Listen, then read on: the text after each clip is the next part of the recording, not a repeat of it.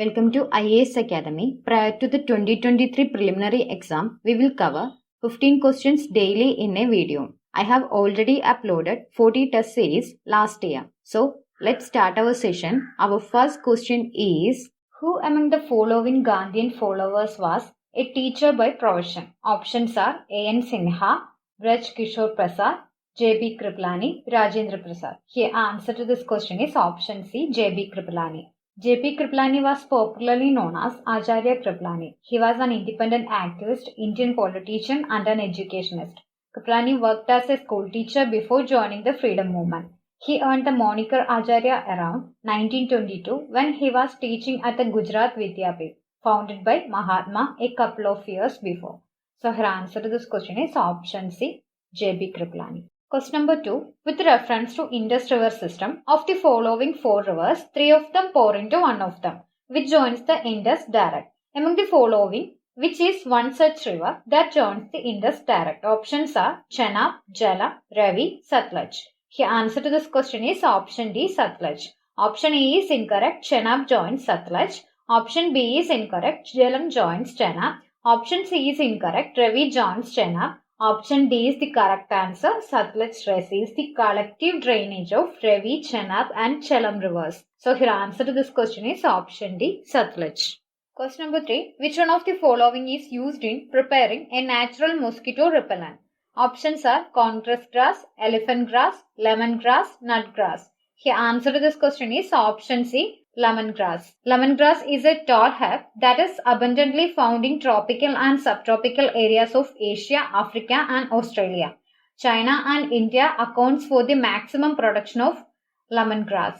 The lemongrass plant is known to be an excellent mosquito repellent. It contains a compound citronella that helps to mask the scents that mosquitoes rely on to target host. Lemongrass oil extraction is a major livelihood in forest settlement areas of Marayur and Kantallur, with a large number of tribespeople cultivating lemongrass and extracting the oil following traditional methods. So her answer to this question is option C, lemongrass. Question number 4. Consider the following statements. Statement number 1. Adenoviruses have single-stranded DNA genomes, whereas retroviruses have double-stranded DNA genomes. That is incorrect. Statement number 2. Common cold is sometimes caused by an adenovirus, whereas AIDS is caused by a retrovirus. That is correct. Which of the statement given above is or are correct? Here answer to this question is option B. Statement 2 only is correct.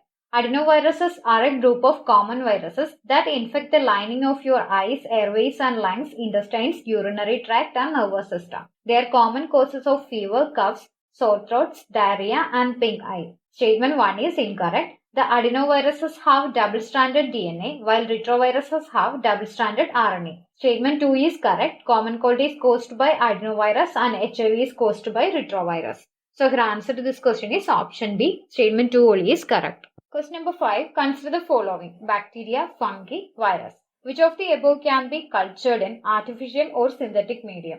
The answer to this question is option A, 1 and 2 only. That is bacteria and fungi. Bacteria and fungi can be grown in synthetic culture media. But viruses lack metabolic machinery of their own and are totally dependent on their host cell or living host for replication. So they cannot be grown in synthetic culture media. So her answer to this question is option A, bacteria and fungi. Question number 6. In a pressure cooker, the temperature at which the food is cooked depends mainly upon which of the following? Options are area of the hole in the lid, temperature of the flame, weight of the lid. Select the correct answer using the codes given below. Here answer to this question is option C, 1 and 3 only. That is area of the hole in the lid and weight of the lid. The larger hole will lead to an increase in the steam going out, leading to a greater reduction in temperature. Hence statement 1 is correct. Increasing the surface pressure on the liquid inside the closed cooker can raise cooking temperature. This pressure can be adjusted by changing the weight of the lid placed on the top of the cooker. Hence statement 3 is correct. The higher or lower cooking temperature reduces or increases the cooking time and not the temperature. Here flame temperature is an external factor. Hence statement 2 is not correct. So her answer to this question is option C, 1 and 3 are correct. Question number 7. Bolgard 1 and Bolgard 2 technologies are mentioned in the context of. Options are clonal propagation of crop plants, developing genetically modified crop plants, production of plant growth substances, Production of biofertilizers. Here answer to this question is option B, developing genetically modified croplands. Bolgard 1 and Bolgard 2 help in developing genetically modified croplands. Bolgard cotton provides inbuilt protection for cotton against destructive bollworm infestations and contains an insecticidal protein from a naturally occurring soil microorganism, Bacillus thuringiensis. So her answer to this question is option B, developing genetically modified croplands. Question number 8. Consider the following statements. Statement number 1. Right to the city is an agreed human right and the UN Habitat monitors the commitments made by each country in this regard. That is incorrect. Statement number 2. Right to the city gives every occupant of the city the right to reclaim public spaces and public participation in the city. That is correct. Statement number 3. Right to the city means that the state cannot deny any public service or facility to the unauthorized colonies in the city. That is correct. Which of the statements given above is or are correct? Here answer to this question is option D, statement 2 and 3 are correct. Right to the city is an agreed human right and the UN Habitat monitors the commitments made by countries in this regard. But many countries do not categorically prove that there is an agreed right to the city. International organizations are only proposing to do so. Therefore, the first statement is wrong. Right to the city is the right of all inhabitants to inhabit, use, occupy, produce, transform and enjoy the cities and towns. Hence, statement 2 is correct. Unauthorized colonies can be refugees or slums. Government takes initiatives for the support of sustainable urbanization in India. So the state should not deny any public service or facility to the unauthorized colonies in the city. Hence, statement 3 is correct. So her answer to this question is option D. Statement 2 and 3 are correct. Question number 9. Consider the following statement. Statement number 1. The Global Ocean Commission grants licenses for seabed exploration and mining in international waters. That is incorrect. Statement number 2. India has received licenses for seabed mineral exploration in international waters. That is correct. Statement number 3. Rare earth minerals are present on seafloor in international waters. That is correct. Which of the statements given above is or are correct? Here answer to this question is option B. Statement 2 and 3 are correct. International Seabed Authority considers applications for exploration and exploitation of deep sea resources. So, statement 1 is incorrect.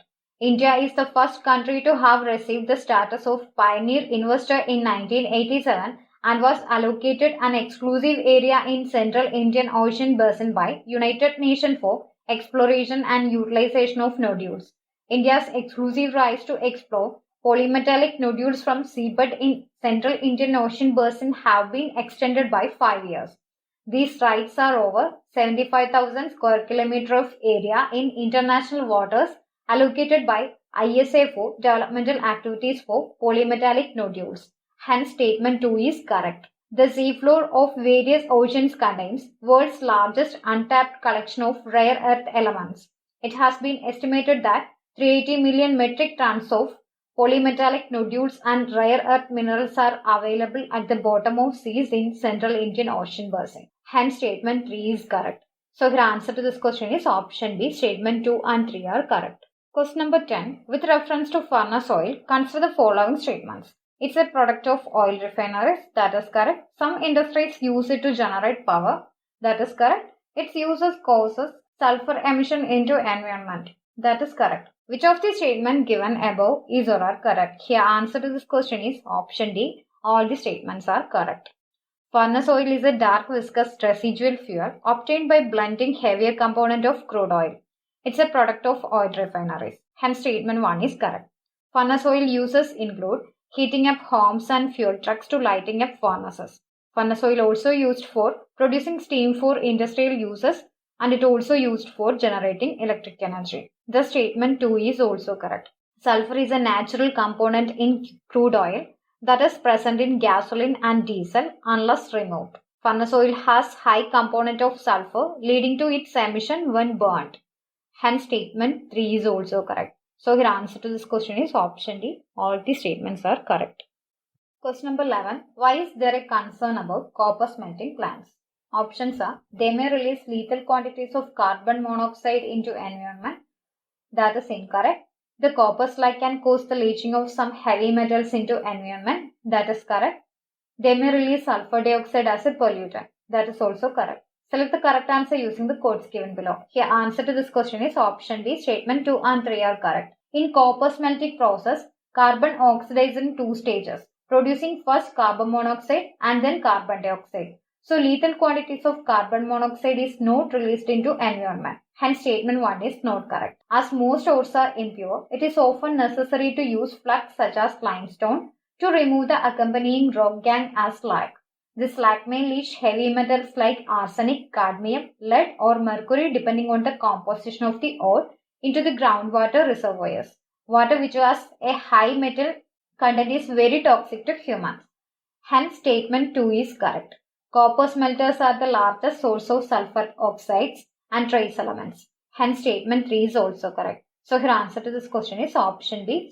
Statement 2 and 3 are correct. Question number 12. In the nature, which of the following is or are most likely to be found surviving on a surface without soil? Options are fern, lichen, moss and mushroom. Select the correct answer using the codes given below. Here answer to this question is option C, 2 and 3, that is lichen and moss. Some fern species grow equally well on soil and upon rocks. Others are confined strictly to rocky habitats. Moss grows on any substrate. Some mosses grow underwater or completely waterlogged. There are mosses that preferentially grow on rocks and tree trunks of various chemistries. Most of the time, mushrooms grow in healthy soil. That is, mushrooms typically produced above the ground on soil or on its food source. Lichens do not have roots that absorb water and nutrients as plants do. But like plants, they produce their own nutrients by photosynthesis. Lichens can grow on almost any surface. Here, moss and lichens can grow on almost any surface. So in nature, moss and lichens can be found surviving on a surface without soil for a long time. Hence, the most appropriate answer is option 2 and 3, that is lichen and moss. Since the question is asking about survival in the nature, which implies long-term survival. So here, answer to this question is option C, 2 and 3, that is lichen and moss. Question number 13. Consider the following statements. Statement number 1. In India, there is no law restricting candidates from contesting in one Lok Sabha election from 3 constituencies. That is incorrect.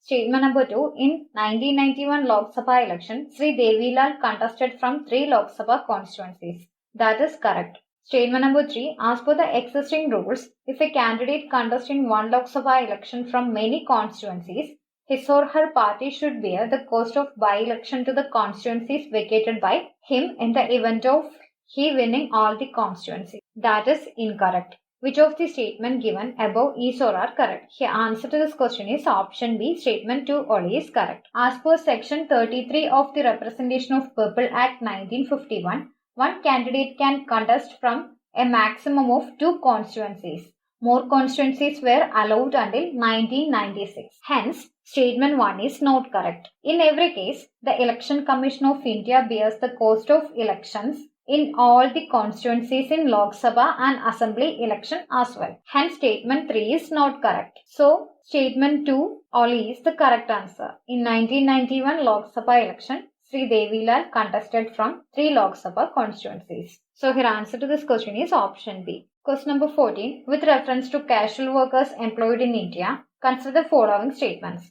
Statement number 1. All casual workers are entitled for Employees Provident Fund coverage. That is incorrect. Statement number 2. All casual workers are entitled for regular working hours and overtime payment. That is correct. Statement number 3. Government can by a notification specify that an establishment or industry shall pay wages only through its bank account. That is correct. Which of the above statement is or are correct? Here answer to this question is option B. Statement 2 and 3 are correct. Supreme Court has ruled that casual workers are also entitled to Social Security benefits under the Employees Provident Funds and Miscellaneous Provisions Act. But this act does not apply to certain establishments like any establishment registered under the Cooperative Societies Act 1912, which is employing less than 50 persons and working without the aid of power.